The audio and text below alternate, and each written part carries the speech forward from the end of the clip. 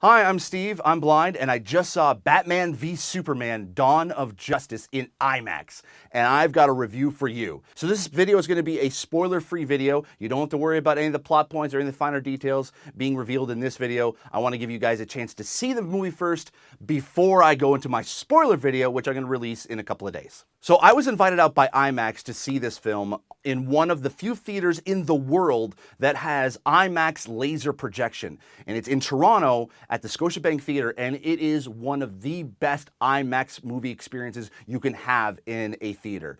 And for me as a blind person, I love this film in IMAX. It is so crisp and so clean.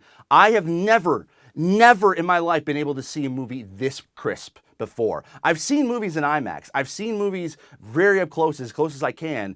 I usually have to sit in those first 3 rows in order to be able to see anything or the way I want to see it. But generally a lot of detail is kind of lost, or the finer details, so I can't read a lot of what's happening. Like if there's a note that has writing on it that I have to read, or stuff that's on a computer screen, stuff like that, it's very hard for me to see, even in a large IMAX theater. But with this IMAX laser projection, I was actually able to see details I've never seen before. So if you have a chance to be able to see this in IMAX laser projection, I highly recommend seeing it. Even just in IMAX alone, it's great because the film is actually shot in IMAX quality. So about 40% of the film fills up the entire screen. And there's some pretty cool sequences that are shot just in IMAX. Now, as far as the movie goes, this movie is going to be polarizing. There's one question I always ask myself when I go to see the movie, and I'll reveal that at the end of this video. But first, there are going to be people that are not going to like this movie. It goes without saying. I was one of the few people who enjoyed Man of Steel. I know that movie was very polarizing. There's the diehard fans that didn't really feel like it lived up to the Superman mythos, and then there are people that, like me, that enjoyed it for what it was. It was a retelling of the Superman origin story as if he was born in 2016 or 2013 when the movie came out, 2012, whatever. And this movie pretty much gives you exactly what you would expect from if you watched Man of Steel. If you liked Man of Steel, you're probably going to like Batman v Superman. If you didn't like Man of Steel, you're probably not going to enjoy Batman v Superman. Ben Affleck as Batman. Oh man, did I enjoy Ben Affleck as Batman. This is the closest comic book adaptation of Batman that I've ever seen on film. And the thing is, I liked Christopher Nolan's Batman. I liked Tim Burton's Batman. I enjoyed a few of the aspects of Batman that I've seen in the past in regards to animation. But this is the best film on-screen live-action Batman I have seen.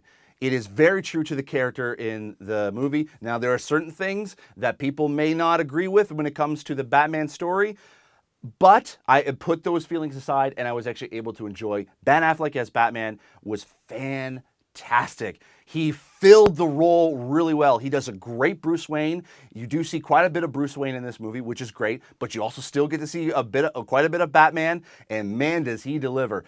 I will say the fight scenes in this movie are very much like an Arkham series video game type fighting. It is so amazing to be able to watch Ben Affleck and Zack Snyder be able to portray Batman in that way. Henry Cavill as Superman. Here's the variable of the movie that is going to be very polarizing for people.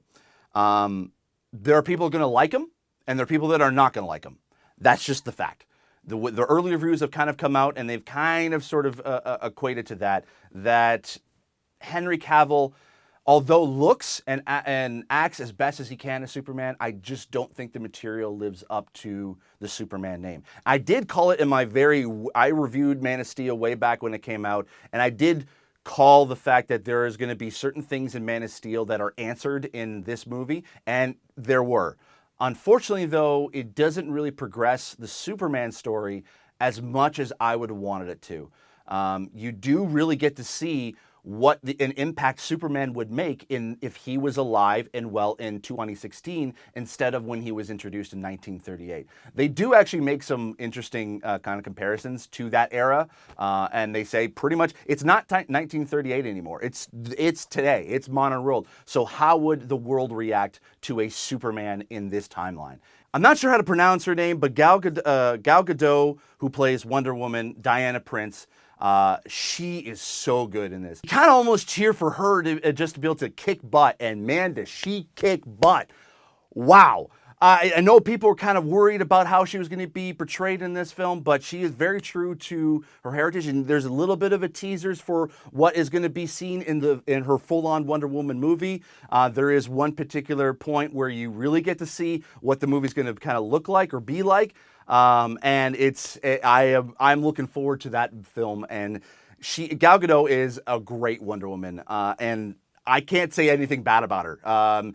There is certain points where, I mean, some people are kind of saying this is a very chauvinistic kind of male, like I said, a male-centric type film, and they kind of don't really maybe give her a justice in the movie as a female character. But I actually really did enjoy her. Now, here are unfortunately the problems with the film. There are certain aspects of the plot that aren't great. They kind of shortchange Lois Lane a little bit. Actually, for some people, quite a lot. And I realized that kind of maybe halfway through. I wish they would have done more with Lois Lane, and unfortunately, and that's the thing. Like Amy Adams is a great actress, and they kind of had her a second fiddle to everything else. So, and there's like little tiny plot points there's plot holes in the story that don't work.